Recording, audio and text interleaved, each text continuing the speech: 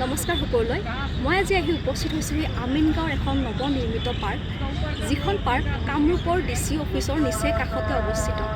আপোনালোকে গৰমৰ দিন বা দেওবাৰ যিকোনো বন্ধৰ দিনত নিজৰ পৰিয়াল বা আপোনজনৰ সৈতে আহি ইয়াতে এক সুন্দৰ শান্ত পৰিৱেশ উপভোগ কৰিব পাৰে, যাৰ বাবে মই এই ভিডিঅ'টো প্ৰস্তুত কৰিব ওলাইছোঁ। আপোনালোকে উপভোগ কৰক। পাৰ্কখনৰ গেটৰ সন্মুখতে থকা এই পুখুৰীটোৱে ইয়াৰ সৌন্দৰ্য দুগুণ বৃদ্ধি কৰিছে। আমিনগাঁও চেকপোষ্টৰ পৰা ডিচি অফিচৰ পথটোৰ সন্মুখতে পাৰ্কখনৰ নিৰ্মাণ কাৰ্য চলি আছে।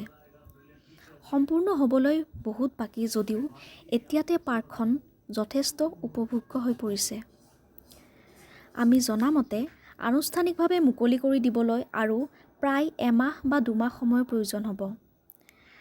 আৰু কোনোবাই যদি গধূলি সময়ত চকুন বিচাৰি ওচৰতে ফুৰিব বিচাৰিছে তেন্তে এইখনে আপোনালোকে বিচাৰি থকা ঠাই হ'ব পাৰে।